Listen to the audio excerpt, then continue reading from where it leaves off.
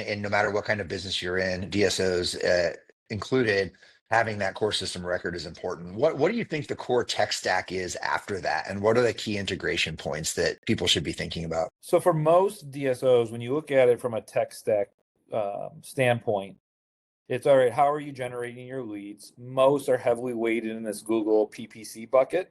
And there's some other tech in there too, like SEO, Google My Business should be a piece of it. If you do that right, you can get great lift on it. Some will do direct mail, etc. But the point is, top of funnel, leads are coming in. You got to be able to track that by source.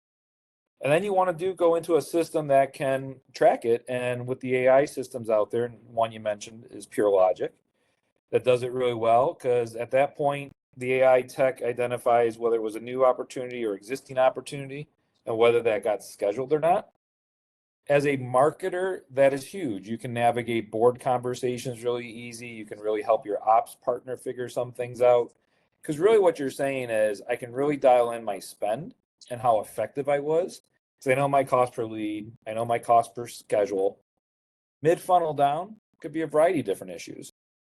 But normally it's going to flow directly into your PMS from there. And so while you may have an offshoot of like a Go High Level or a CRM over here to help contact those leads that maybe didn't schedule, the flow is usually directly into your PMS that you're using, where really that's usually where the record of truth lies. But then we got to start troubleshooting and solving for things of, man, we got great top of funnel growth, but I'm not seeing it show up on the schedules. It could be a capacity problem. It could be the way we're setting up our schedules. It could be we're booking our patients too far out because the office is only open 2 days a week. And, no shows will spike after 7 days if you can't get them onto the schedule, that type of stuff.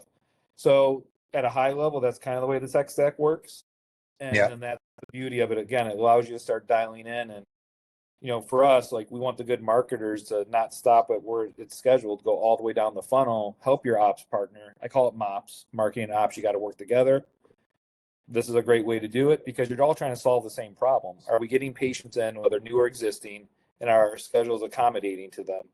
It's a great problem to have when you're like, I got too many leads, I don't know what to do with them. Yeah. So that fragmentation comes from doing things that don't really align to that single pane of glass concept, right? Like, okay, if our record of truth is the practice management system, anything that we're doing, whether it's tracking, marketing funnel, inbound calls, whatever it is, it needs to be integrated tightly into that practice management system so that we can have that single pane of glass of what the patient's interaction with our practice is, and we can have that end to end.